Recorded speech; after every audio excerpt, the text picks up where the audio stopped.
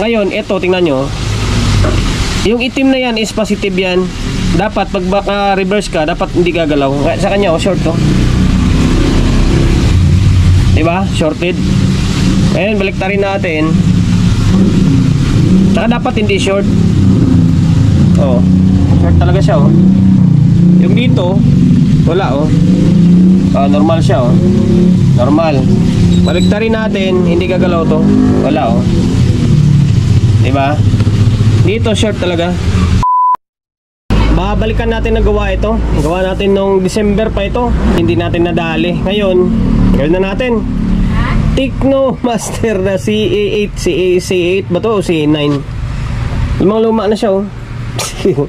Galing probinsya pa to. Hindi ko lang matandaan. Bicol ba? O Masbate. Basta probinsya pa galing to. Tapos pinadala rito sa atin. Ang kwento, na-stock doon sa probinsya. And then naanggihan, kaya naging ito yung kalabasan nyo. Okay. Ayun, tin-troubleshoot ko ito noong December. Hindi ko lang madali-dali. Ang problema nito, isa is walang bias. Yung isa naman, merong bias pero walang audio. Ngayon, pakita ko sa inyo.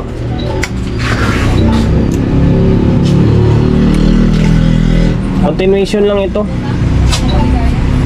Nauna bumaba itong kaliwa against dito.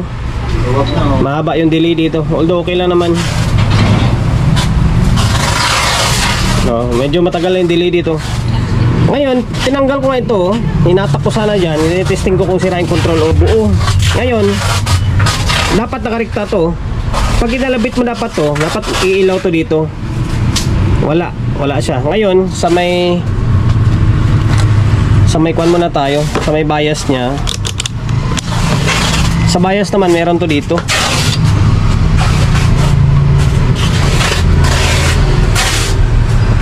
Meron, oh, nasa 0.4. Nasa 0.4 siya, oh. Magpo 0.5 na. Diba? Meron, oh. Dito wala. Wala. Diba?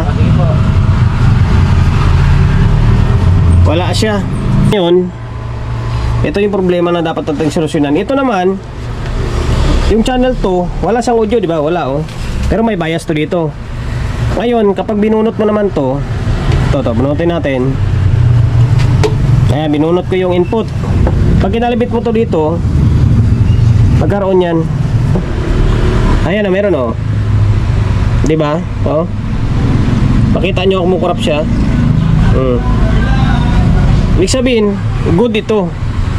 Ang problema naman yan is nasa input buffer. Okay, nasa input buffer ang problema dyan. Ito, nasa amplifier talaga. Ang gulo, hiwalay. Ngayon, focus muna tayo dito sa my channel to. Pag ganahin muna natin ng maayos ito, tapos saka tayo pupunta rito para meron tayong idea or meron tayong reference na pagkukuhanan. Dito sa may input buffer, malamang mga switch lang yan.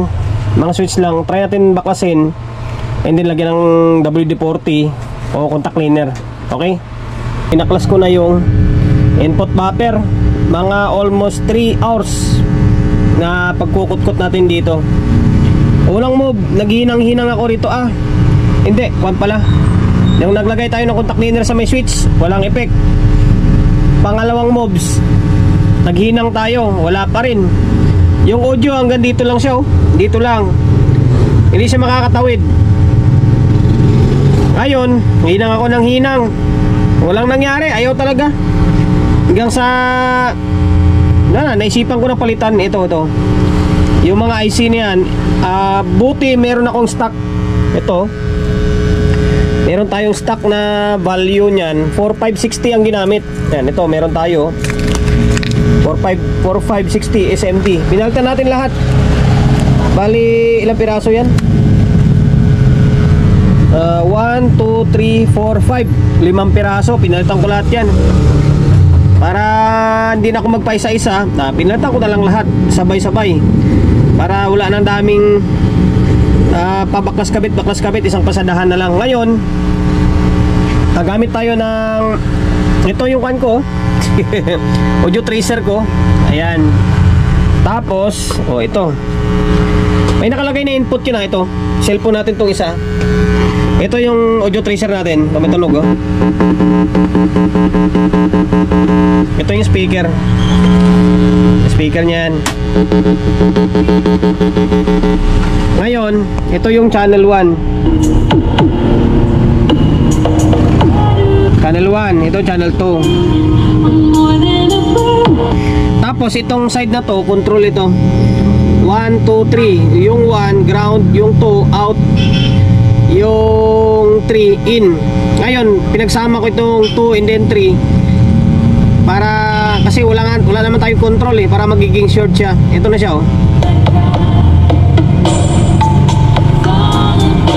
Merong audio, malinaw. Channel 2. Meron audio. Tapos ito yung out nya. Ano yung out nya? Ito. Yan. Ito yung out. Channel 1 or channel 2 yan. Ito yung isa. Ayun lang, mukhang wala itong isa. Ito yung wala. Ano to? Channel. Mukhang wala pa yung isa. Baka dito sa switch. Saan papunta siya? Ito. Pero meron dito ah. Inangin ko muna yung IC. Baka yung IC kulang sa inang. Pero meron dito yung isa oh. Dito wala. Kailangan meron dapat dito ah. I-switch ko natin. Stereo.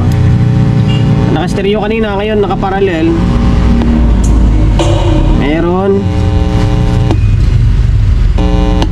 Wala. Try natin inangin muna. Kaninang ko lang. Kulang lang sa himas kumbaga. Kulang lang sa himas. Ininang ko lang yung mga paan ng ano tawag nito ng IC natin. Kasi nga pinalitan natin lahat yan.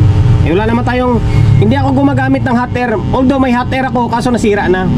Technician ako pero tinatamad ako mag ayos. Panghinang lang ito. Kayang-kaya yan. Sa diskarte lang yan. Ngayon, saan na ba yun? Kung kanina, walang tunog to dito eh. Ngayon meron na. Meron na. Channel 1 or channel 2 ba yan? Tapos ito naman yung isa. Dalawa. Meron. Ngayon, switch natin sa may naka-stereo to ha. I-parallel natin. Or mono, ayan. Meron. Dito, dapat meron din. Meron. Ngayon, i-bridge natin. Bridge mode. Ayan, umilaw yung bridge ha. Bridge. Meron. Okay. Working na. Balik natin sa mga stereo mode. Okay. Ngayon, dahil yung working na ito, yun lang pinalitan natin. Lahat ng IC na pinalitan ko ha. 1, 2, 3, 4, 5. Ayan. Sa totoo lang guys, isa sa part ng power amplifier, ang pag-repair ng input buffer, ang isa sa pinakamahirap. Siguro nasa 3 to 4 hours ko na ginagawa ito. Ayan. Ang mahirap dyan kung kinutkot ng iba, tapos nagaganda putol-putol yung linya. Yan mahirap. Although dito naman, para ako pala nakauna. Okay, ngayon balik natin to para patesting natin tong channel 2. Nakapag-proceed tayo dito. Ito pa, sakit pa sa ulo to. Kita nyo naman yung kalagayan ng unit, talagang bulok na. Yan na, may background nun. Pipito yung chewing ko. Binaklas ko na ito and then troubleshoot. Meron ako nakitang sira. Value niyan ay 6.2 volts. Yan o, nakalagay 6.2 volts na Zener diode. Okay. Short siya. Sana yan lang. Kung bakit wala siyang bias, diba? Ito tester natin. Pag dito siya, hindi siya makita na marangan eh. Wala nga. O yan. Dito, dapat pag naka-reverse yan, hindi dapat gagalaw yan or wala dapat continuity. Ngayon, ito, tingnan nyo. Yung itim na yan is positive yan. Dapat pag naka-reverse ka, dapat hindi gagalaw. Sa kanya, short to. Diba? Shorted. Ngayon, baliktarin natin. Saka dapat hindi short. Oh. Short talaga siya, oh. Yung dito, wala, oh. Normal siya, oh. Normal. Baliktarin natin, hindi gagalaw to. Wala, oh. Diba? Dito, short talaga. And then, na-check naman na to. Parang buo naman. Sana yan lang. Sana yan lang. Ngayon, palitan natin to. Value nito is 6.2 na Zener diode. Okay, kaya inangat ko na siya, oh. Para sigurado na kung sira talaga siya kapag chinik ko. Okay, palitan ko muna. Pinalitan ko na. Ito. Pati ito, pinalitan ko na. Para sigurado. Para bago na. Ito yung dalawa, oh. Ano ba yun? Ayan. Itong dalawa na to. Ayan. Para sigurado na. Pinalitan ko na rin to para bago. Okay, ngayon, testa rin natin ulit.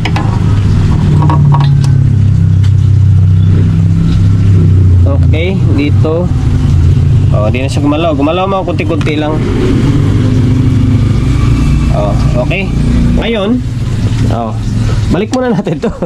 Sana maging okay. Yung problema nyo, maging hindi pa rin okay. Balik ko muna and then try natin kung magkaroon na siya ng bias. Binalik ko na yung board. Ngayon, tingnan natin kung magkaroon ng bias. And then nalala ko pala yung ginawa ko na sa mga previous ko, yung si Binta, na gitong-gitong design. Ganun din. Alam ko yung Zener diode din yung pinalitan ko dun, eh. Okay. Magkatalo lang sila dito sa delay. Nauna sa may kabila. Nauna bumaba dito against dito. Focus muna tayo sa may bias.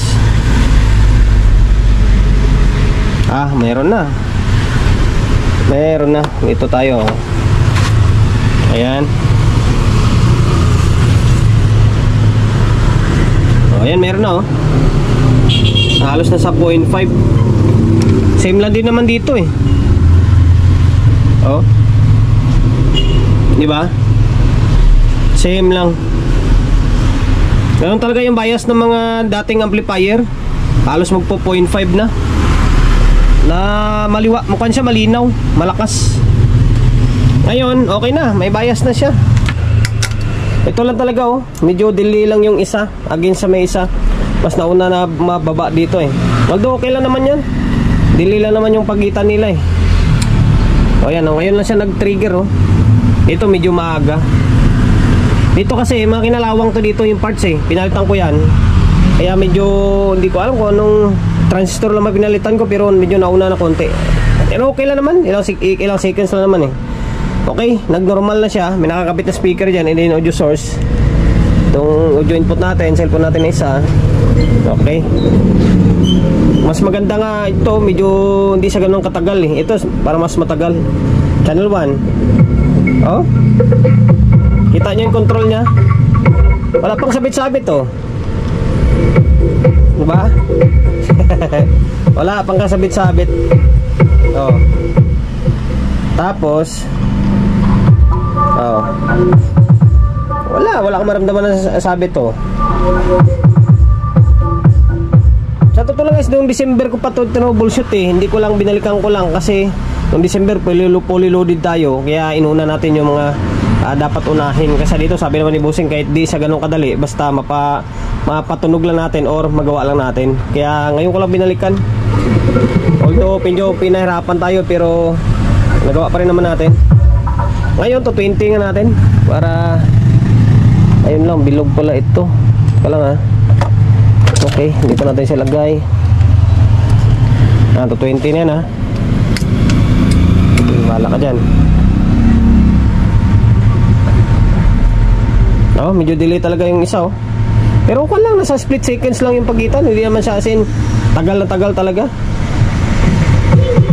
Ayan.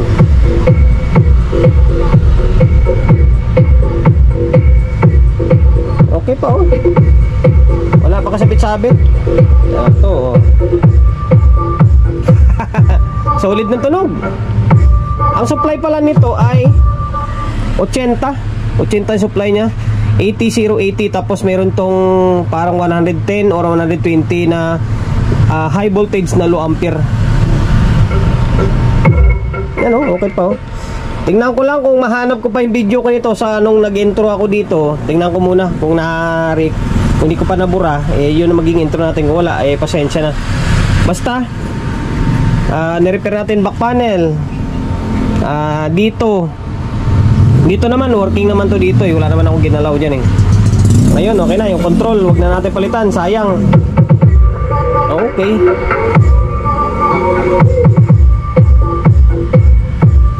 Hindi ko nga sukat akalain na magagawa ko pa ito eh. Sa itsura pa lang nito. Kaya nung una pa lang sabi ko lah, baka hindi natin kaya to ah. Kasi tingnan mo yung mukha oh. Halos ito na lang yung natira ng mga pintura oh.